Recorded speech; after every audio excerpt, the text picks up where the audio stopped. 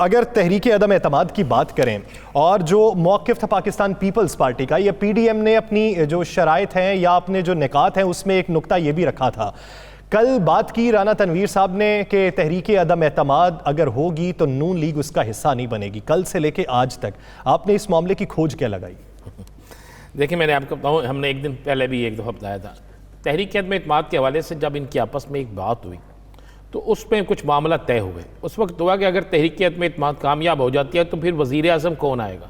तो बाकायदा मुशावरत से ये फैसला हुआ कि वज़ीर आज़म के लिए पीपल्स पार्टी के राजा परवेज़ अशरफ का नाम दिया जाएगा।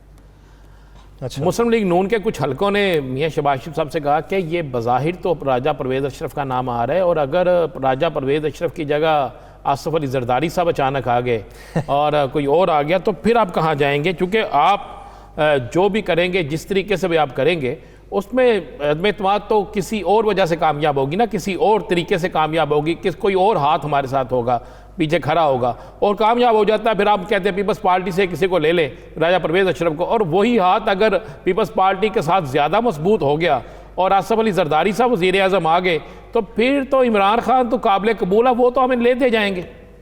जिसके बाद पीपल्स नून लीग के अंदर यह फैसला हुआ कि अदम एतमाद के किसी हिस्से की किसी भी ज़िम्मन में अदम एतमाद जब आती है हम उसका हिस्सा ही नहीं बनेंगे। अगर मुस्लिम लीग नून ही हिस्सा नहीं बनती तो कौन सी अदम एतमाद? पहली बात है कि अगर मुस्लिम लीग नून हिस्सा भी बनती है तो अदम एतमाद उस वक्त तक कामयाब नहीं होती जिस वक्त तक अदम एतमाद लाने वालों को किसी और जगह से आशीर्वाद हासिल ना हो। जिसके बाद नून लीग इस दौर से बाहर निकल गई। अच्छा, ये ख्वाहिश मोहतरमा की भी थी कि हम अदम एतमाद ही लाएंगे, ये ख्वाहिश और भी बहुत से लोगों की थी, लेकिन ये बज़ाहिर तो ये बात सामने नहीं आ रही थी। लेकिन कल राना तनवीर साहब ने तो बिल्कुल ही क्लियर कर दिया ना, और उन्होंने भी कर दिया, शाहिदा खान अब्बासी साहब ने भी कर दिया।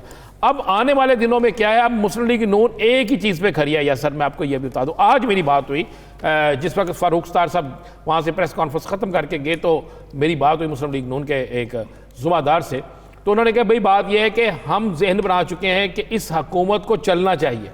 अच्छा, यही बेनिफिट? उसने कहा हम श्योर यही डालेंगे कि ये बड़े जालिम है, इसका एक मिनट भी इस मुल्क के लिए नुकसानदेह है, लेकिन हम इसे नहीं गिराएंगे। उसने कहा भाई इसको आज हम गिरा दें, आज इसके खिलाफ कोई बड़ा काम कर लें तो हम में से कोई भी हुकूमत में आ जाए वो माशियत को नहीं संभाल सकता, वो मौजूदा हालात को नहीं कंट्रोल कर सकता, और फिर ये लोग जो हैं ये सियासी शहीद होके हमें दोबारा आगे डिस्टर्ब करेंगे। फिर मैंने कहा आप करना क्या चाह रहे हैं, किस तरीके से? उसने कहा जी हम सब अपनी अपनी जगह खेल रहे हैं, पीपल्स पार्टी अपनी जगह खेल रही है, हम अपनी जगह खेल रहे हैं, ये खेल इसी तरह चलता रहेगा और हम सब एक दूसरे को नीचे गिराने की कोशिश कर रहे हैं। उसने कहा जी बड़ी क्लियर सी बात है, जो फैसला आने वाले वक्तों में होगा, मगर यहाँ तक उसने कह दिया कि आने वाले दिनों में नवाज शरीफ और मरियम का सियासत में रोल नहीं है, ये हमें भी पता है। ये मुस्लिम लीग नून के अहम है, और उसका सियासत में रोल होगा शहबाज शरीफ का, तो हम उसी रोल को देखते हुए जिस तरह शहबाज शरीफ कह रहे हैं हम उसी तरह चल रहे हैं।